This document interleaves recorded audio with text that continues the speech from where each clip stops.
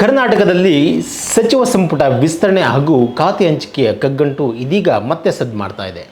ಮುಖ್ಯಮಂತ್ರಿ ಡಿ.ಕೆ. ಶಿವಕುಮಾರ್ ನೇತೃತ್ವದ ಸಚಿವ ಸಂಪುಟದಲ್ಲಿ ಖಾಲಿ ಇರುವ 20 ಸಚಿವ ಸ್ಥಾನಗಳನ್ನು ಭರ್ತಿ ಮಾಡುವ ಸಂಬಂಧ ದೆಹಲಿಯಲ್ಲಿ ಹೈಕಮಾಂಡ್ ಮಟ್ಟದಲ್ಲಿ ದೊಡ್ಡ ಮಟ್ಟದ ಒಂದು ಮಹತ್ವದ ಸಭೆ ನಡೀತಾ ಇದೆ.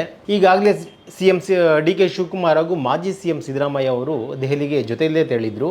ಅಚ್ಚರಿ ಅಂದರೆ ಈ ಇಬ್ಬರೂ ನಾಯಕರು ಸಚಿವ ಸ್ಥಾನದ ಆಕಾಂಕ್ಷಿಗಳ ಪ್ರತ್ಯೇಕ ಪಟ್ಟಿಯ ಜೊತೆ ದೆಹಲಿಗೆ ತೆರಳಿದ್ದಾರೆ.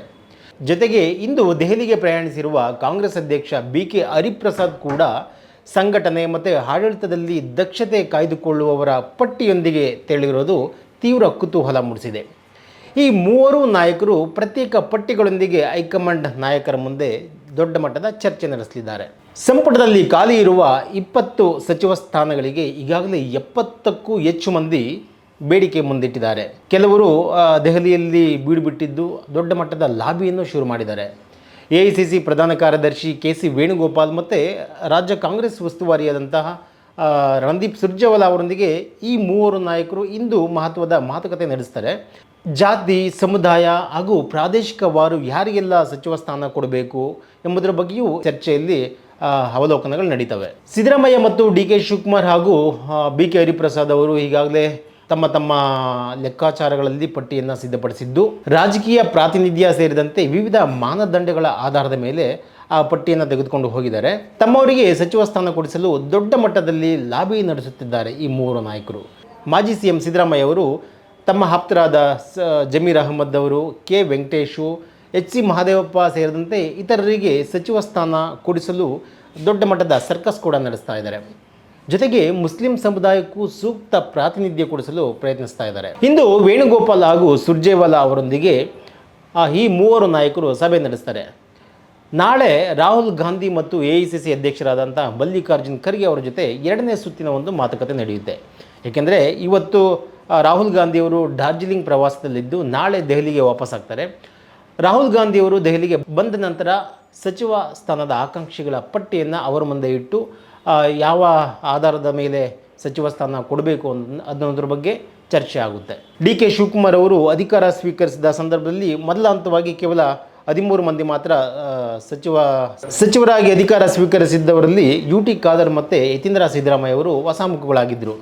ಇವರಿಬ್ಬರನ್ನು ಹೊಸದಾಗಿ ಅಂದರೆ ಸಿದ್ದರಾಮಯ್ಯ ಅವರ ಆಪ್ತ ಬಣದಲ್ಲೇ ಗುರುತಿಸಿಕೊಂಡಿದ್ದವರು. ಇವರನ್ನು ಸಚಿವ ಸಂಪುಟಕ್ಕೆ ಸೇರ್ಪಡೆ ಮಾಡಿಕೊಳ್ಳಲಾಗಿತ್ತು. ಆದರೆ ಪೂರ್ಣ ಪ್ರಮಾಣದ ಸಚಿವ ಸಂಪುಟ ಆಗಿರಲಿಲ್ಲ. ಈಗ 2ನೇ ಹಂತದಲ್ಲಿ ಸಂಪುಟ ವಿಸ್ತರಣೆ ಕಸರತ್ತು ನಡೀತಾ ಇದೆ. ಇದೇ ವೇಳೆ ಸ್ಪೀಕರ್ ಹುದ್ದೆಗೆ ಯಾರನ್ನೆಲ್ಲ ನೇಮಕ ಮಾಡಬೇಕು ಅನ್ನೋ ಚರ್ಚೆ ಕೂಡ ಹೈಕಮಾಂಡ್ ಮಟ್ಟದಲ್ಲಿ ನಡೀತದೆ. ಇನ್ನು ರಾಜ್ಯ ಸರ್ಕಾರಕ್ಕೆ ಕೇವಲ 1 ವರ್ಷ 10 ತಿಂಗಳು ಮಾತ್ರ ಬಾಕಿ ಇದೆ. ಈ ಅವಧಿಯಲ್ಲಿ ಯಾವುದೇ ಒಂದು ಗೊಂದಲ, ಭಿನ್ನಾಭಿಪ್ರಾಯ ಮತ್ತು ಪಕ್ಷದಲ್ಲಿ ಯಾವುದೇ ಆಂತರಿಕ ಕಲಹಗಳಿಗೆ ಆಸ್ಪದ ಕೊಡದಂತೆ ಸಂಪುಟ ವಿಸ್ತರಣೆ ಮಾಡೋದು ಹೈಕಮಾಂಡ್ ಮಟ್ಟಿಗೆ ಒಂದು ದೊಡ್ಡ ಸರ್ಕಸ್ಸನ್ನು ಅಂತ ಹೇಳ್ಬೋದು ನಾವು. ಇಲ್ಲಿ ಗಮನಿಸಬೇಕಾದ ಅಂಶ ಅಂದರೆ ಮುಖ್ಯಮಂತ್ರಿ ಡಿ.ಕೆ. ಶಿವಕುಮಾರ್ ಅವರಿಗೆ ತಕ್ಷಣದಲ್ಲಿ ಸಂಪುಟ ವಿಸ್ತರಣೆ ಮಾಡುವುದು ಅಷ್ಟೊಂದು ಸೂಕ್ತ ಅಲ್ಲ ಅನ್ನೋ ಅಭಿಪ್ರಾಯವನ್ನು ಕೇಳಿಬರ್ತಾ ಇದೆ. ಯಾಕೆಂದರೆ ಆಷಾಢ ಮಾಸ ಶುರುವಾಗಿದೆ. ಆಷಾಢದಲ್ಲಿ ಯಾವುದೇ ಕಾರ್ಯಗಳು ಮಾಡೋದು ಅಶುಭ ಅನ್ನೋದು ಮುಖ್ಯಮಂತ್ರಿಯವರ ಒಂದು ನಂಬಿಕೆ. ಹಾಗಾಗಿ ಅವರು ಈ ಆಷಾಢ ಕಳೆದ ಬಳಿಕ ಸಂಪುಟ ವಿಸ್ತರಣೆ ಮಾಡೋಣ ಅನ್ನೋ ಇರಾದೆ ಕೂಡ ಅವರಲ್ಲಿದೆ. ಅದು ಅವರ ಆಪ್ತ ಮೂಲಗಳೇ ಅದನ್ನು ಖಚಿತಪಡಿಸಿದ್ದಾರೆ. ಒಂದು ವೇಳೆ ಸಂಪುಟ ವಿಸ್ತರಣೆ ಆದರೆ ಆಡಳಿತಾತ್ಮಕವಾದಂಥ ಹಿಡಿತ ಕೈ ತಪ್ಪಬಹುದು ಅನ್ನೋ ಚಿಂತೆ ಕೂಡ ಡಿ.ಕೆ. ಶಿವಕುಮಾರ್ ಅವರನ್ನ ಕಾಡ್ತಾ ಇದೆ. ಸರ್ಕಾರದಲ್ಲಿ ಪ್ರಭಾವ ಕಡಿಮೆ ಆಗುವ ಸಾಧ್ಯತೆಯೂ ಇರುತ್ತೆ. ಇನ್ನು ಆಗಸ್ಟ್ರಿಂದ ಅಧಿವೇಶನ ಅಂದರೆ ಮುಂಗಾರು ಅಧಿವೇಶನ ಆಗಸ್ಟ್ 6ರಿಂದ ಶುರುವಾಗ್ತದೆ. ಆ ಅವಧಿಯಲ್ಲಿ ವಿಪಕ್ಷಗಳ ಪ್ರಶ್ನೆಗಳಿಗೆ ಅಂದರೆ ವಿವಿಧ ಇಲಾಖೆಗಳಿಗೆ ಸಂಬಂಧಪಟ್ಟಂತಹ ಪ್ರಶ್ನೆಗಳಿಗೆ ಉತ್ತರ ಕೊಡೋದಕ್ಕೆ ಸಚಿವರು ಬೇಕಾಗ್ತದೆ. ಹಾಗಾಗಿ ಅಷ್ಟರೊಳಗಡೆ ಸಚಿವ ಸಂಪುಟ ವಿಸ್ತರಣೆ ಮಾಡೋದು ಕೂಡ ರಾಜ್ಯದ ನಾಯಕರಿಗೆ ಮತ್ತು ಹೈಕಮಾಂಡ್ ನಾಯಕರಿಗೆ ಒಂದು ಚಾಲೆಂಜಿಂಗ್ ಟಾಸ್ಕ್ ಆಗಿದೆ. ಒಂದು ವೇಳೆ ಸಂಪುಟ ವಿಸ್ತರಣೆ ವಿಳಂಬವಾದರೆ ಅಧಿವೇಶನವನ್ನು ಮುಂದೂಡಬೇಕಾದಂತಹ ಸಾಧ್ಯತೆಯೂ ಇರ್ತದೆ. ಆಗ ಸರ್ಕಾರದ ವರ್ಚಸ್ಸಿಗೆ ಧಕ್ಕೆಯಾಗುವ ಅಪಾಯವು ಎದುರಾಗಲಿದೆ ಎಂಬ ವಿಶ್ಲೇಷಣೆಗಳು ಕೂಡ ಕೇಳಿಬರ್ತಾ ಇದ್ದಾವೆ. ಒಟ್ಟಾರೆ ಸಚಿವ ಸಂಪುಟ ವಿಸ್ತರಣೆ ಕಾಂಗ್ರೆಸ್ ಸರ್ಕಾರದ ರಾಜಕೀಯ ಸಮತೋಲನವನ್ನು ನಿರ್ಧರಿಸುವ ಪ್ರಮುಖ ಬೆಳವಣಿಗೆಯಾಗಿ ಕಾಣಿಸ್ತಾ ಇದೆ. ಪ್ರಾದೇಶಿಕತೆ ಮತ್ತು ಸಾಮಾಜಿಕ ನ್ಯಾಯದ ಸಮೀಕರಣಗಳ ಜೊತೆಗೆ ವಿವಿಧ ಬಣಗಳ ಬೇಡಿಕೆಗಳನ್ನು ಈಡೇರಿಸೋದು ಕೂಡ ಕೈ ನಾಯಕರಿಗೆ ಒಂದು ದೊಡ್ಡ ಸವಾಲೇ ಆಗಿದೆ.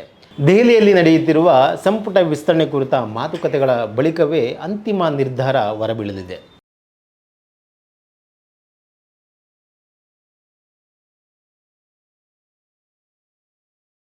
ಹೆಚ್ಚಿನ ಸುದ್ದಿ ಅಪ್ಡೇಟ್ಗೆ ಈಗಲೇ the federal Karnataka YouTube page ಅನ್ನು ಸಬ್ಸ್ಕ್ರೈಬ್ ಮಾಡಿ.